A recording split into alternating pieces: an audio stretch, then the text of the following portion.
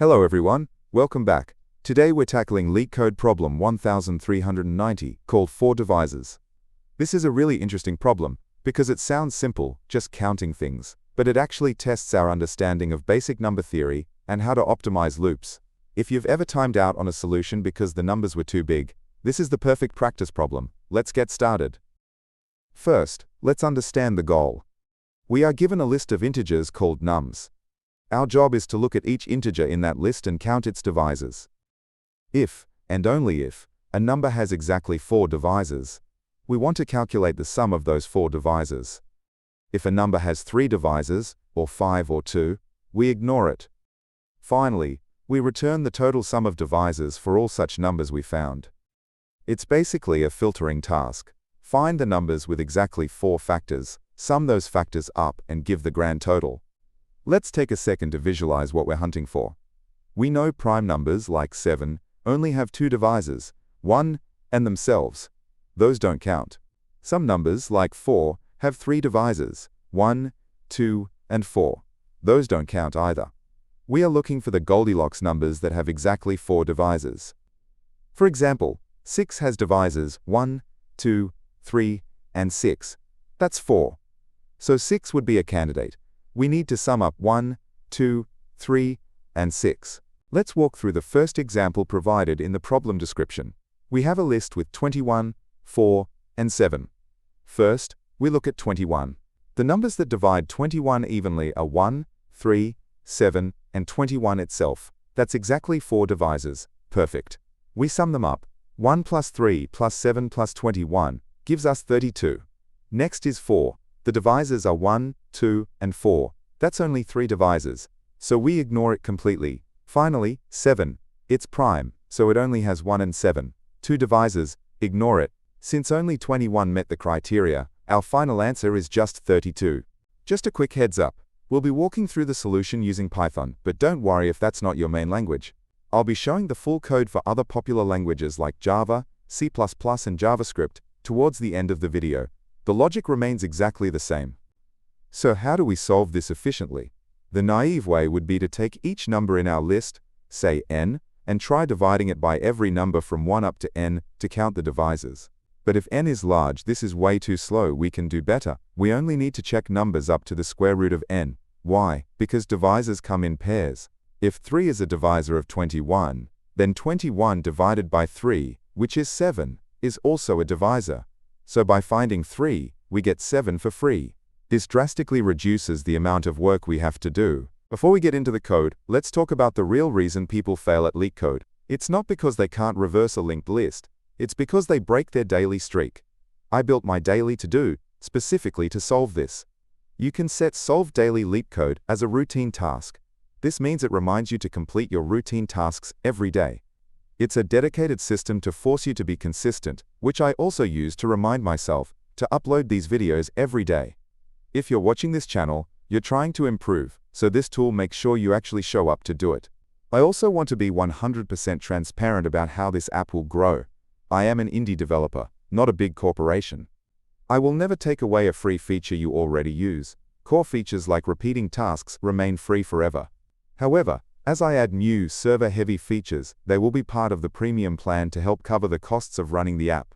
Also, the price of premium will go up every time I ship a major new feature, so the best time to get involved is right now while it's early. Check it out at the link in the description. Okay, we've talked about the big picture and the logic. Now let's see what this looks like as actual code.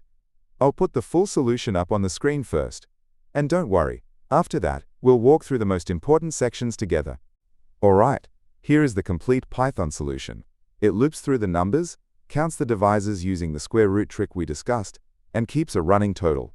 Take a quick look, and then we will break it down piece by piece to make sure every line makes sense. We start by initializing our final answer, the total sum, to 0. Then we start looping through each number in our input list. For every single number, we reset our local counters. One variable to count how many divisors we've found so far for this specific number, and another variable to keep track of the sum of those specific divisors. We need these clean for every new number we check. This is the most important part.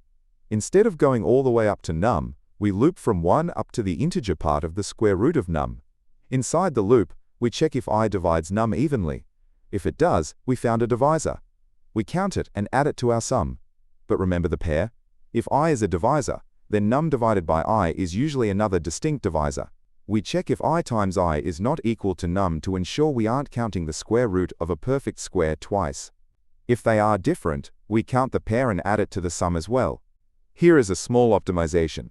If at any point our count of divisors goes over 4, we can stop immediately. We don't care if it has 5 divisors or 100. We only want exactly 4, so we break out of the inner loop to save time.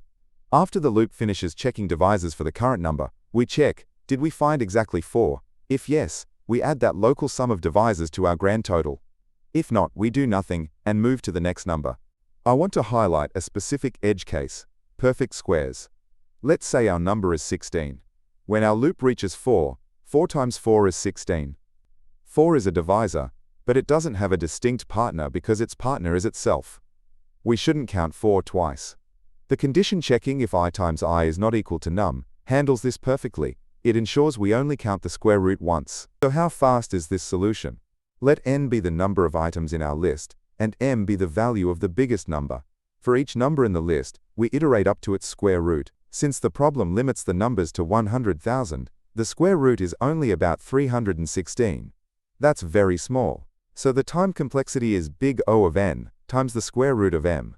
For space, we aren't creating any new lists or data structures, just a few integer variables. So our space complexity is constant, or big O of 1.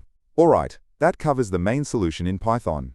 As promised, for those of you who code in other languages, I'm about to show the full solutions for Java, C++, and JavaScript. I won't be breaking these down, so just pause the video on your language of choice to check it out.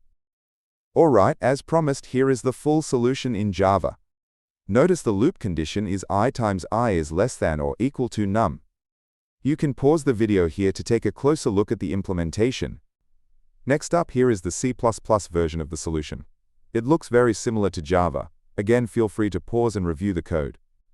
And finally, here is the solution in JavaScript. Be careful with floating point numbers here. Using math.floor when dividing is a good safety habit, although standard division works for integer checks too. Hopefully, seeing it in a few different languages helps solidify the concepts. So let's wrap it up. The main thing to remember is that divisors come in pairs. This property allows us to use the square root optimization, which turns a slow solution into a very fast one. And of course, always carefully handle your edge cases like perfect squares to avoid double counting. Also, if you're looking for even more Leetcode problems beyond the daily challenge, I've started a second channel called Leetcode Unlocked. It's where I'll be posting solutions to a ton of other problems. So if you're serious about your interview prep, be sure to check it out. The link is in the description below. Hope this Leetcode solution breakdown made sense. If it helped, give that like button a click, maybe subscribe for more, or drop a comment if you have questions. Make sure to turn on the notification bell so you know straight away when I upload a video, because I upload videos daily. If you want to support the channel, a few people have asked how I plan my solutions. I'm a big fan of sketching out the logic and data structures on a tablet before I code. It really helps. I've put affiliate links in the description to the tablet I use and a few other good options. Using those links doesn't cost you anything extra but really helps me out. Or, if you're feeling generous, there's always the Boba Fund. Keep coding, and I'll catch you in the next one.